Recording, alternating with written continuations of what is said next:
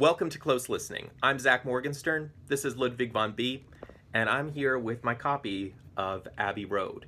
So I listened to these two records, Abbey Road and Let It Be, in pretty close proximity. And I actually ended up recording our reaction to Let It Be before Abbey Road to acknowledge the fact that there's some ambiguity in what is the last Beatles album, because Let It Be was mostly recorded before Abbey Road, but Abbey Road was released before Let It Be. And the way I would explain it, Abbey Road is the end to the Beatles collection if you want everything to be polished and perfect. It's the happy ending, and Let It Be is the real ending. But that all said, let's just get to reacting to the tracks on Let It Be. The opening track, pretty famous one, Come Together. It's John saying more kinds of nonsense lyrics, like in I Am the Walrus, but unlike the psychedelic richness with I Am the Walrus, this one goes for a more minimalist blues sound. You really hear the drums, you really hear the bass. It doesn't do it for me so much, so it's just kind of like a different flavor of I Am the Walrus, but I'm obviously comparing it against other great Beatles songs and other songs that are all-time favorites for me. And even if this one isn't that for me, I can still tell it's a pretty good song. Track number 2 on the record is Something. This is arguably George Harrison's masterpiece. And it's interesting because there's not too much to the lyrics. And if anything, when I first heard this one, I thought, I've heard this line before, and it's because the Beatles were involved, the Beatles recorded, or their Apple label recorded, James Taylor's first ever record. And James Taylor also has a great song called Something in the Way She Moves. And Harrison's lyrics are simpler than Taylor's, but in their simplicity and capturing the mysteriousness of what it is to be awed by someone, to fall in love, George taps into something truly mystical. So in an earlier George compositions, like Within You, Without You, he was trying to tap into his spiritual side by really leaning into the tradition of sitar playing, which was attached, which was culturally at least attached to his chosen religion of Hinduism. But what he was doing there is he says, okay, I want to take those ideas and see if I can make them even more beautiful, even more transcendental. So rather than, rapidly playing the sitar and singing more like he's chanting mantras than like he's singing a song, he comes up with this beautiful melody with a lot of room for imagination in it. And then, while credit largely goes to George with this one, there's also some great little drum riffs from Ringo Starr that just take this song to the next level. Track number 3 is Maxwell's Silver Hammer. So I've talked before on these videos about how Paul liked to make granny songs, songs that sounded like they might be in old vaudeville stage shows that were all sweet and innocent, Honey Pie, Martha My Dear, Your Mother Should Know, even When I'm 64. And Maxwell's Silver Hammer has a similar sound to it, but it's kind of like Paul's Revenge. He's like, oh, you think I'm the loser Beatle? You think I'm too corny? You think I'm sweet and innocent? Well, here's a cute little song about a serial killer. This is one I hadn't really heard before. I took the time to listen to Abbey Road as a full record, and glad I did. It's a surprising favorite. That chorus really gets stuck in your head once you hear it. Track 4 is another Paul song. It's Oh Darling. Not nearly as inventive a song as Maxwell's Silver Hammer, and it's, if anything, a kind of awkward apology to it, because it said, oh darling, I'll never do you no harm. And I mean, I guess that's the kind of thing that would be in a lot of classic 50s and 60s lyrics, but also it feels like kind of duh. Yeah, I would hope you wouldn't do your darling no harm. I hope you're not Maxwell with your menacing silver hammer. But even though this song feels a bit underwhelming on the creative side compared to the 3 great songs that came before it, Paul's voice is just so strong in this one, and the melody comes out so beautifully that it almost doesn't matter. Track number 5. I'm willing to argue that this is the greatest Beatles song of all time. Ringo, well, he did it on the White Album, but he's finally writing a memorable song. I mean, usually Ringo would just sing other people's songs, and this is, his one real standout, probably better than anything he did in his solo career. He'd heard about this idea that octopuses were known to put together what are called gardens. They'd collect rocks and sort of decorate their burrows. And this song is, I think, more compelling in lieu of the modern science that tells us just how fascinating and sophisticated animals octopuses are. So it was just a great way of taking the sort of hippie side of the Beatles in another direction, and it just has a beautiful little guitar solo in it. They're nice little sound effects with some bubble blowing. Ringo's voice is always warm and affectionate, and especially for someone like me who loves my sea life. I'd like to be under the sea in an octopus's garden with Ringo and you. Yeah, got this toy octopus puppet thing a few years ago. The name I came up for it with is Televe. It's a distortion of television, because supposedly one of the sophisticated things octopuses like to do is pay attention to TVs and get whatever out of those TV shows they can. The next song on the album, I Want You, She's So Heavy. Again, not every song can be a favorite. Do I love this one as much as Octopus's Garden or something, or Maxwell? No, but it's a pretty cool example of, I guess, what I would call texturing. So it's John singing to a little guitar riff rather than to a wall of guitar chords, and then you can hear a layer of bass playing under it, and it's simple blues, but the sound is just controlled in just the right way that even if you prefer richer, more beautiful stuff, it's a pretty cool song. And then it's followed by a thicker, more psychedelic instrumental bit that's just punctuated by the line, "She's so heavy." It's hard to describe the second part of the song without listening to it, but overall the combination is pretty cool. So then you get to what's apparently side two, if you were listening to this on vinyl record, and you get another George masterpiece with Here Comes the Sun. I guess this one resonated with me because I remember when I was in middle school, and even though it was a public school, our school just had a big supply of guitars, so we all got to play guitars. And one of the things the more ambitious kids did is they learned to play the Here Comes the Sun riff. And I was initially intimidated, and then I tried it for myself, and I realized, oh, it's just based around a D chord shape pushed up on a capo, and it's an example of somewhat fancy guitar playing that I think is that's relatively easy to learn, and you feel empowered and cool when you play it.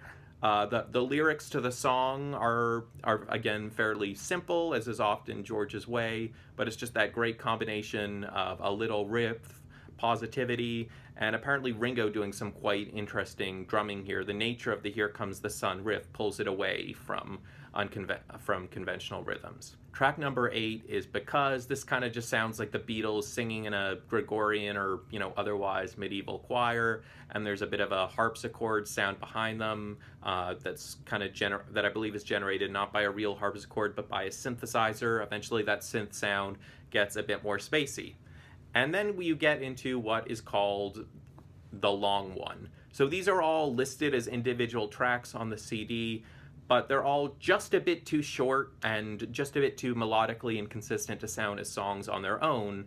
And what George Martin did is he would cut them kind of abruptly, and then the next track immediately starts, so you sort of hear them as one awkwardly sewn together piece. So first track of the long one, track 9, You Never Give Me Your Money. This one involves some choral singing at some point, and then it adopts a kind of Lady Madonna-esque sound. At times it kind of sounds like a nursery rhyme mixed with the blues. Even though this song is long enough to be a standalone song, I assume the reason that they decided to put it into this medley of the long one is that it doesn't stay in one place for too long. Paul is always moving around trying to get different kinds of songs out of it. So at one point he sings kind of like late career Cat Stevens, which of course is about 8 years away, but he sings about this magic feeling, and it just sounds melodramatic and the instrumentation is big. And then you cut drastically to track 10, as is done with the medley. Track 10 is called Sun King. It could also be called Here Comes the Sun King.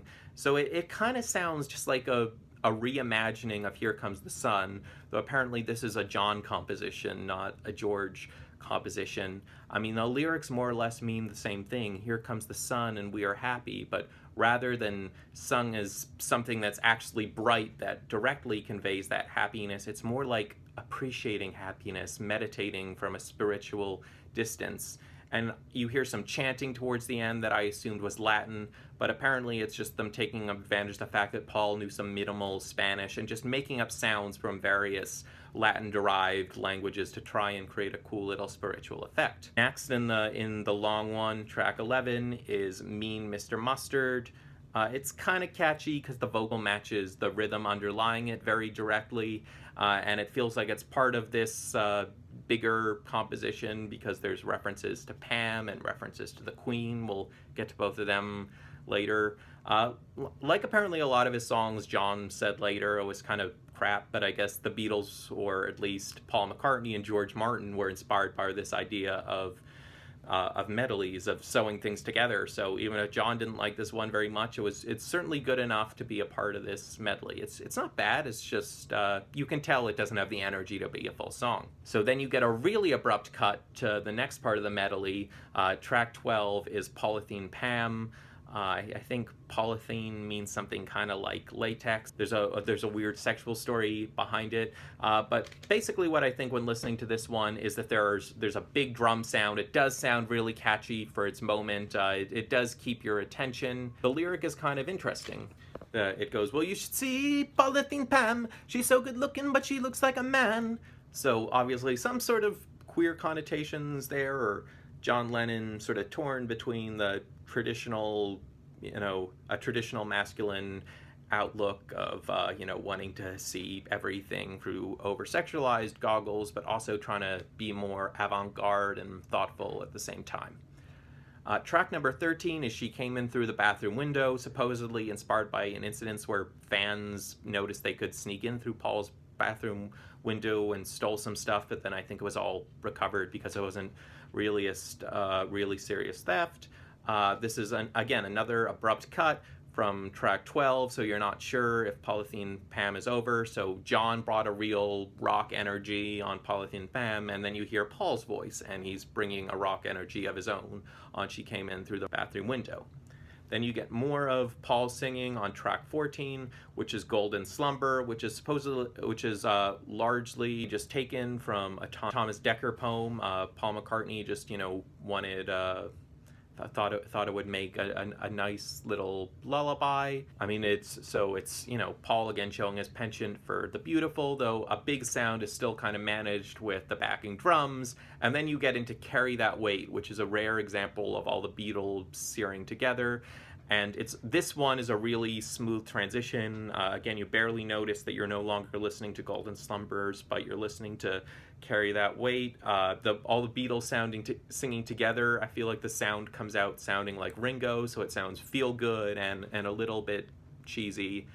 And then you get to track 16, The End, which is all just kind of a build-up to a closing line. So you go from a more poppy, beautiful sound in Golden Slumbers, Carry That Weight, to a rock sound punctuated by a lot of oh yeahs, and then you get that line, and in the end the love you take is equal to the love you make. I haven't heard it enough actually to know the melody, but I don't know, it's kind of like you've had this big light show and then the Beatles are just projecting their closing message, kind of derived from the earlier song, All You Need Is Love, across the screen and then rolling to credits. And it's their big climactic finish. So when it came to Let It Be, I talked about how that was the genuine ending to the Beatles. It was where their minds were as the band was falling apart, as everyone was fighting. They wanted to get back to their old classic sound, but couldn't. Whereas with the end of the long medley on Abbey Road, you sense, okay, this is a very creative band trying to get the most out of their new talents, trying to send you off with a big bang. Now, some of you might say, hey, wait a minute, The End is not the last track on Abbey Road. I beg to differ. The way I interpret Abbey Road is it's kind of like seeing a big Marvel movie. It's a big show, it has that punchy ending, and then you get the after credits, which is not really the ending, it's just a little fun to send you off when you walk out of the theater. And the after credits here is a track called Her Majesty, where Paul McCartney just sings a very short love song to Queen Elizabeth, and it's just meant to be silly. So yeah, Abbey Road, I mean, for me, it starts out strongest when it's just individual great Beatles compositions, Something, Here Comes the Sun, Octopus's Garden.